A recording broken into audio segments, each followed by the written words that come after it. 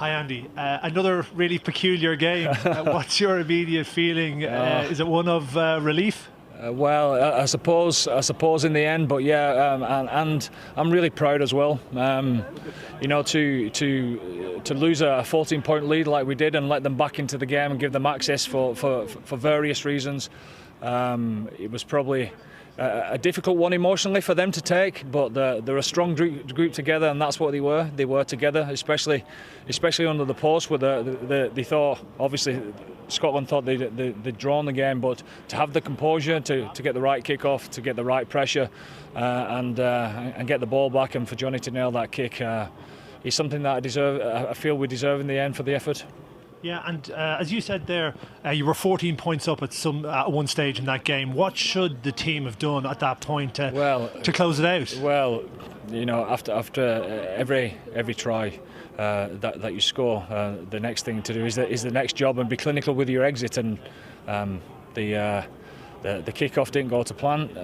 We'd a not straight, didn't we? And we just invited them access into our 22. And with all the fight that we showed defending our own line, eventually it broke. But how we reset after those defensive sets was pretty special. And could you get any messaging on at 24 all under the post? And what was it? Messaging, next job. It has to be. We've got to apply pressure, because there's still time, obviously, to win the game.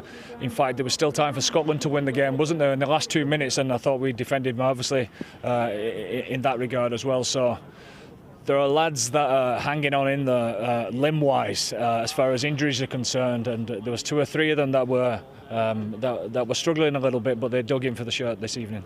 Any doubts when Johnny Sexton stood over the ball in the last couple of moments? Do you know what? I hadn't, simply because he's been kicking really, really well in practice. He's as good as I've seen him with the boot of late.